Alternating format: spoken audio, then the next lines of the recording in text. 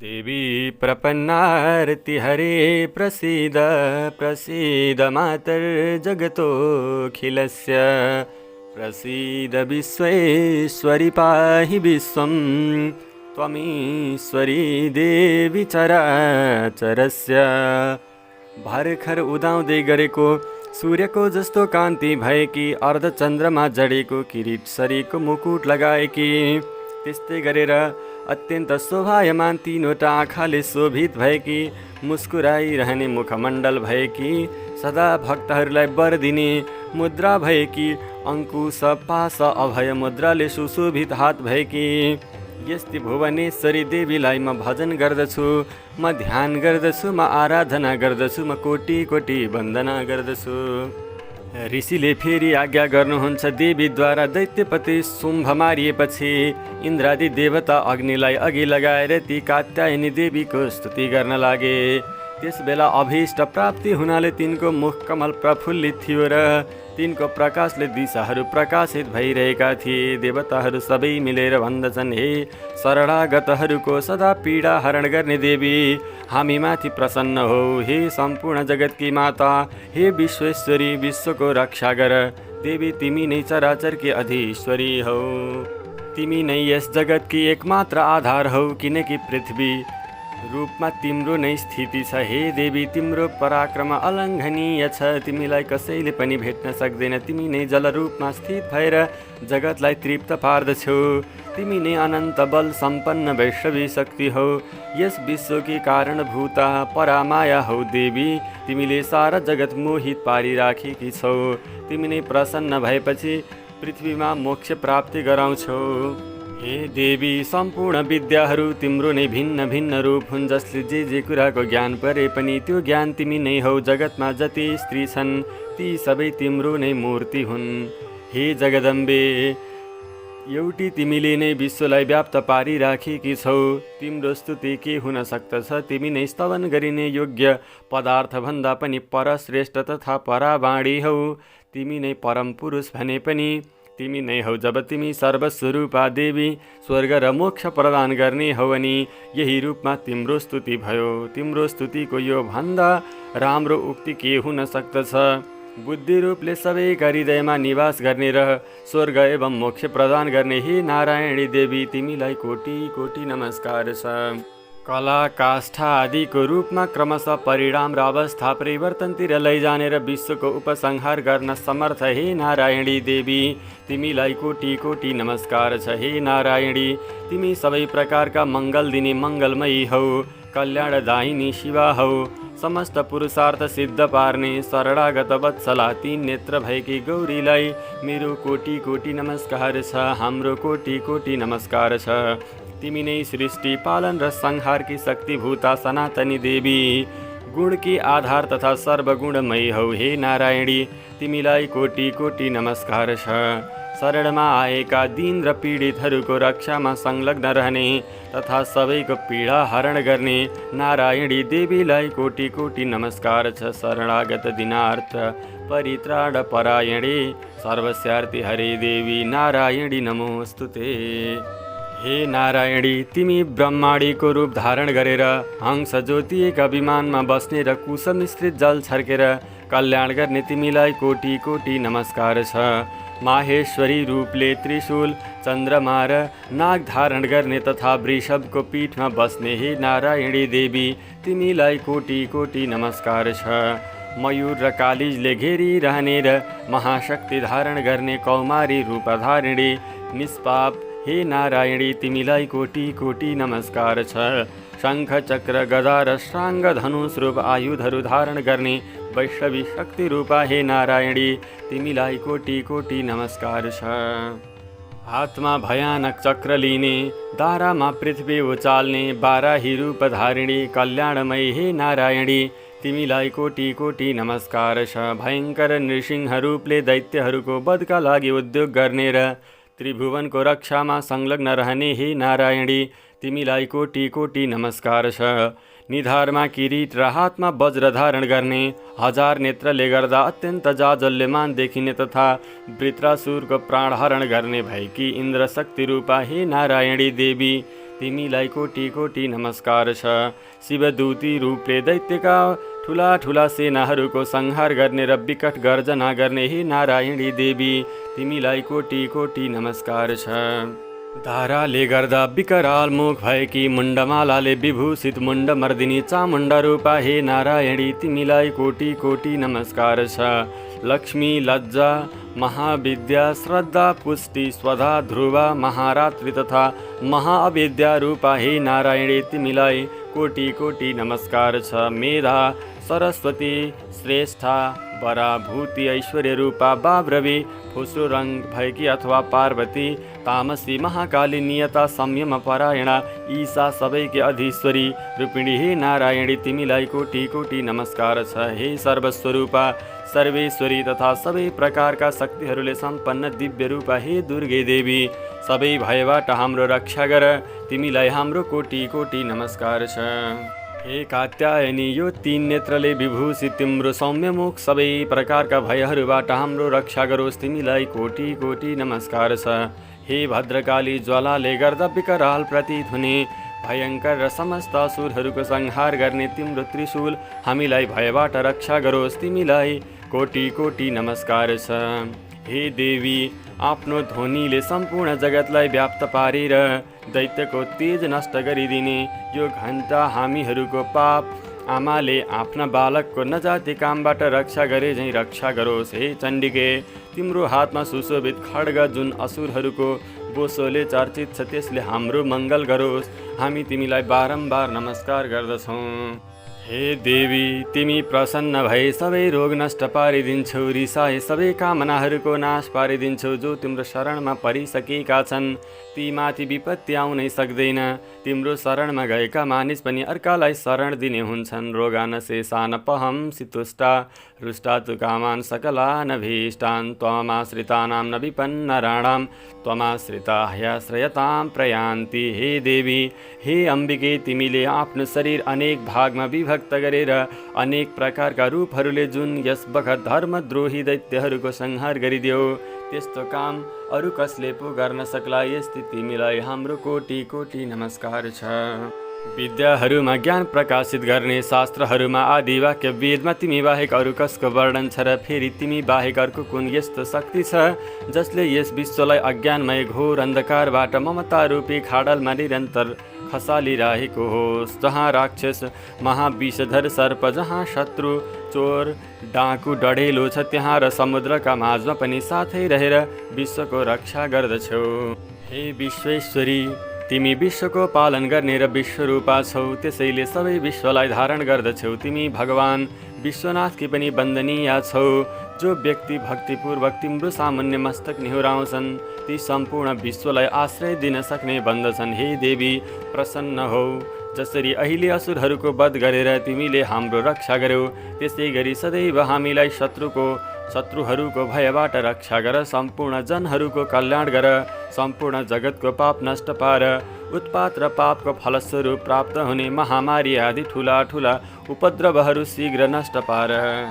हे विश्वको पीडा हरण गर्ने देवी, हामी तिम्रो शरणमा छौँ, प्रसन्न हौ। त्रिलोक निवासीहरूकी पूजनीय हे परमेश्वरी, सबैलाई वरदान देऊ। देवी भन्दछिन्, हे देवता हो, म वर दिन तयार छु। तिमीहरूको मनमा जे इच्छा छ त्यो वर माग। संसारको निम्ति उपकारक त्यो वर म अवश्य दिनेछु। सम्पूर्ण देवताहरू भन्दछन्, हे सर्वेश्वरी, तिमी यसै प्रकार तिनै लोकका समस्त बाधा शान्त गर र हाम्रा शत्रुहरूलाई नाश गर्दै रहु। देवी भन्दछन्, हे देवता हो, वैवस्वत मन्वन्तरको 28औं युगमा शुम्भ र निशुम्भ 2 दैत्य उत्पन्न हुनेछन्। अनि म नन्द गोपका घरमा उनकी पत्नी यशोदाको गर्भबाट अवतीर्ण भई विन्ध्याचलमा गएर बस्नेछु र उक्त दुवै असुरको नाश गर्नेछु। अनि अत्यन्त भयङ्कर रूपले पृथ्वीमा अवतार लिई म वैप्रचित्त नामका दानवहरूको वध गर्नेछु। ती भयङ्कर महादैत्यहरूलाई भक्षण गर्दा मेरा दाँत अनारको फूल जस्तै राता हुनेछन्। अनि स्वर्गमा देवता र मर्त्यलोकमा मनुष्यहरू पनि सदैव मेरो स्तुति गर्दै मलाई रक्तदन्तिका भनेर चिन्नेछन्। अनि फेरि जब पृथ्वीमा 100 वर्ष पानी पर्ने छैन र पानीको अभाव हुनेछ, त्यस बखत मुनिहरूले स्तुति गरेपछि म पृथ्वीमा अयोनिजा रूपमा प्रकट हुनेछु अनि 100 नेत्रले मुनिगणलाई हेर्नेछु। अत मनुष्यहरू शताक्षी नामले मेरो कीर्तन गर्नेछन्। हे देवताहरू हो, त्यस बखतमा आफ्नो शरीरबाट उत्पन्न शाखद्वारा संसारको भरण पोषण गर्नेछु। मेरो शरीरमा भएका अन्न त्यसै गरी यी सागपातबाट सबैको मैले प्राण जोगाउनेछु। जबसम्म पृथ्वीमा पानी पर्ने छैन तबसम्म त्यही शाखले प्राणको रक्षा गर्नेछु। तब ती प्राण धान्यहरूले त्यस बखत पृथ्वीमा शाकम्भरी नामले मेरो ख्याति गाउनेछन् र त्यसै कारण म दुर्गा नामक महादैत्यको वध गर्नेछु।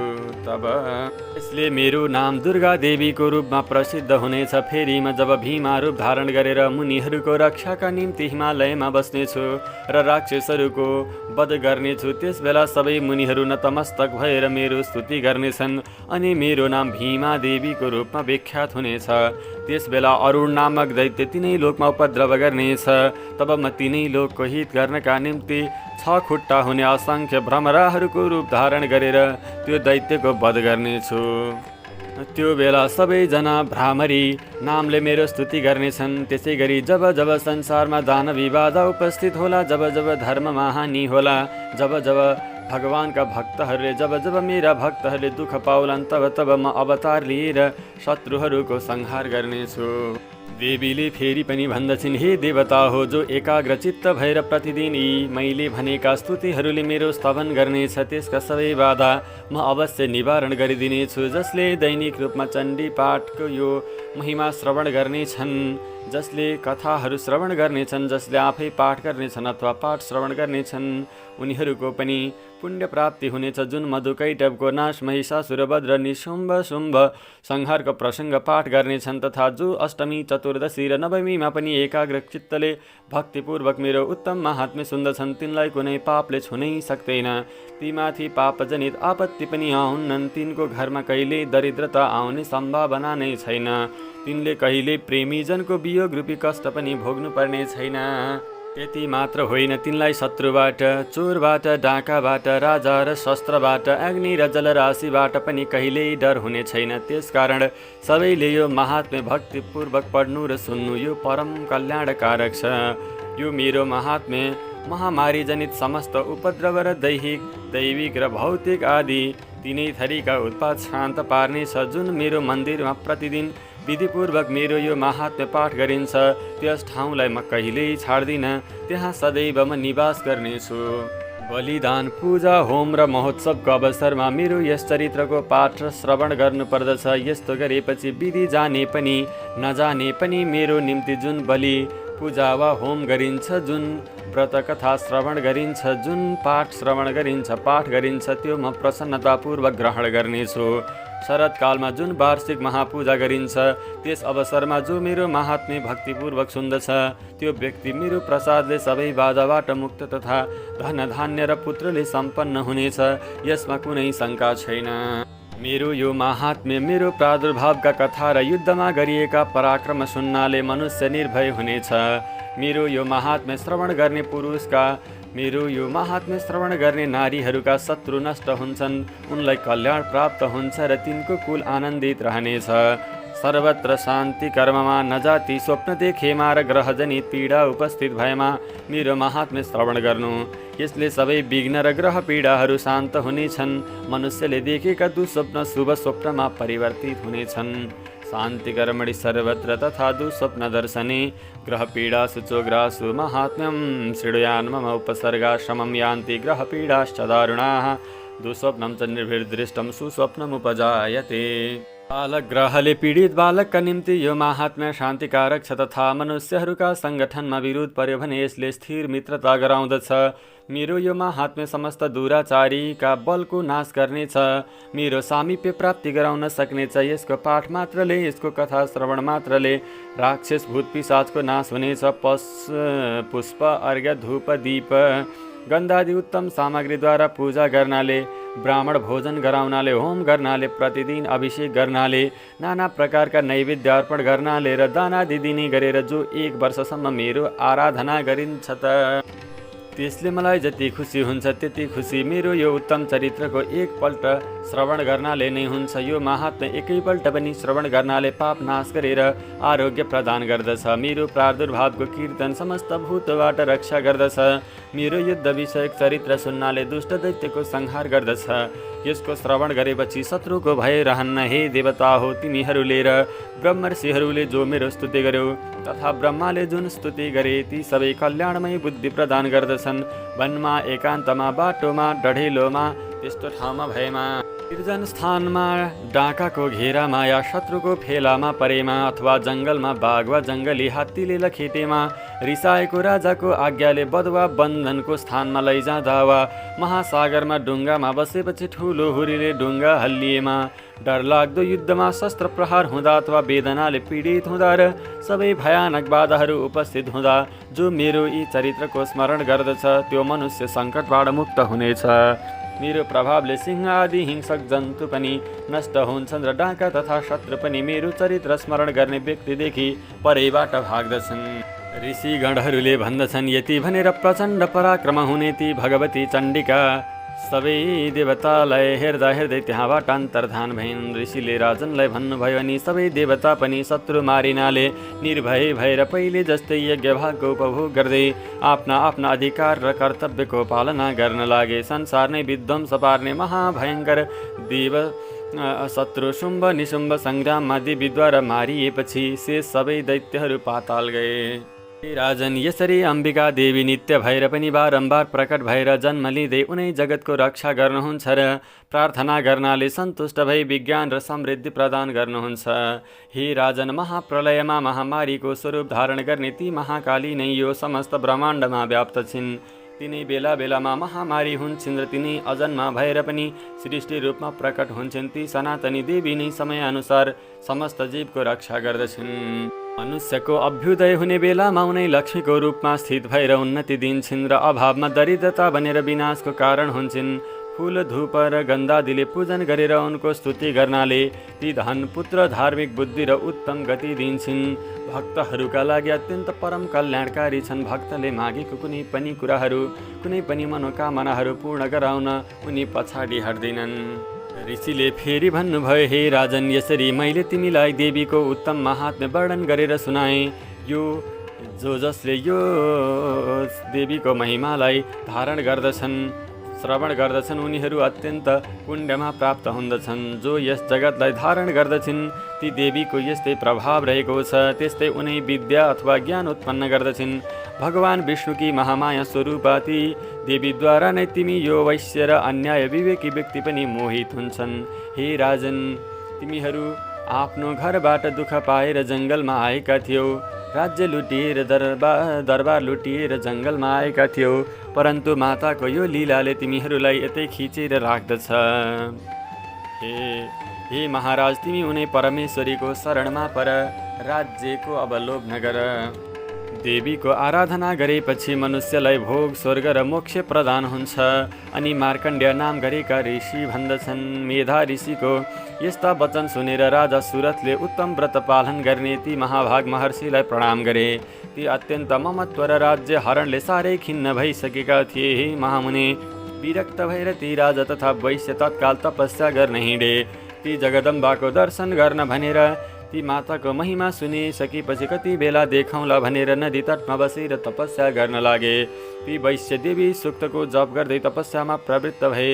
दुवै नदी तटमा देवीको माटोको मूर्ति बनाएर पुष्प, धूप र हवनादिद्वारा उनको आराधना गर्न लागे। तिनले पहिले बिस्तारै आहार घटाए अनि निराहार रहेर देवीमै चित्त लगाई उनको चिन्तन आरम्भ गरे। ती दुवैले आफ्नो शरीरको रक्तले प्रोक्षित बलिदान दिँदै 3 वर्षसम्म आराधना गर्दै रहे। त्यसले प्रसन्न भएकी जगतलाई धारण गर्ने चण्डिका देवीले प्रत्यक्ष दर्शन दिएर भनिन्। देवीले भन्दछिन्, हे राजन तथा आफ्नो कुल उज्जवल पार्ने वैश्य, तिमीहरू दुवै जुन वस्तुको अभिलाषा राख्दछौ त्यो मसित माग, म सन्तुष्ट छु। त जे मागी पनि दिनेछु। तिमीहरूको भक्तिद्वारा तपस्याद्वारा म प्रसन्न भएँ। मार्कण्डेय नाम गरेका ऋषिले भन्दछन्, अनि राजाले अर्को जन्ममा नष्ट नहुने राज्य मागे तथा यस जन्ममा पनि शत्रु सेनालाई नष्ट पारेर आफ्नो राज्य फेरि प्राप्त गर्ने वरदान मागे। वैश्यको चित्त संसारबाट विरक्त र खिन्न भइसकेकाले ती बुद्धिमान भएका थिए। उनले माया र अहङ्कार रूप आसक्तिको नाश गर्ने ज्ञान मागे। देवी भन्दछन्, हे राजन, थोरै दिनमा तिमी चाँडै नै शत्रुलाई मारेर आफ्नो राज्य सबै प्राप्त गर्नेछौ। तब त्यहाँ तिम्रो राज्य स्थिर रहनेछ अनि मृत्युपछि पनि तिमी विवस्वानको अंशबाट, सूर्यको अंशबाट जन्म लिएर यस पृथ्वीमा सावर्णिक मनुको नामले विख्यात हुनेछौ। हे वैश्यवर्य, तिमीले पनि जुन वर्मसित प्राप्त गर्ने इच्छा गरेका छौ त्यही दिन सो तिमीलाई मोक्षको निम्ति ज्ञान प्राप्त हुनेछ। मार्कण्डेयजी भन्दछन्, यसरी ती दुवैलाई मनोवाञ्छित वरदान दिएर तथा उनीद्वारा भक्तिपूर्वक आफ्नो स्तुति सुनेर देवी अम्बिका अन्तर्ध्यान भइन्। यसरी देवीबाट वरदान पाएर क्षत्रियहरूमा श्रेष्ठ सुरथ राजा सूर्यद्वारा जन्मले सावर्णिक नामक मनु हुनेछन्। जसरी सावर्णिक नाम गरेका मनु बन्नका लागि सुरथ नाम गरेका राजा र वैश्यहरूले, समाधि नाम गरेका वैश्यहरूले आराधना गरे, त्यसरी नै माता महाकाली, महालक्ष्मी, महासरस्वतीको आराधना गर्ने व्यक्तित्वहरूले माताको धामको पनि प्राप्ति गर्दछन् भने यस लोकमा पनि अत्यन्त सफल, त्यसै गरी मनोवाञ्छाहरू सफल पूर्ण भएको अत्यन्त सुखमय जिन्दगी जीवनयापन गर्न पाउँदछन्। तसर्थ भगवतीको आराधनाहरूमा पनि उत्तम हो, पूजाहरूमा सर्वश्रेष्ठ पूजा हो। त्यसै गरी मातालाई गरिएको नमन 1000 गुणा शक्तिशाली हुन्छ। यस्तै प्रकारकी नवदुर्गा भगवती हामी सबैमाथि कल्याण गरून्। यस्ती देवीको सदा जय होस्। देवीका सम्पूर्ण भक्तजनहरूको सदा कल्याण होस्। ओम देवी प्रपन्नार्ति हरे प्रसीद, प्रसीद मातर जगतोऽखिलस्य, प्रसीद विश्वेश्वरी पाहि विश्वं, त्वमीश्वरी देवी चराचरस्य। हरि ओम तत्सत्। श्री दुर्गार्पणमस्तु।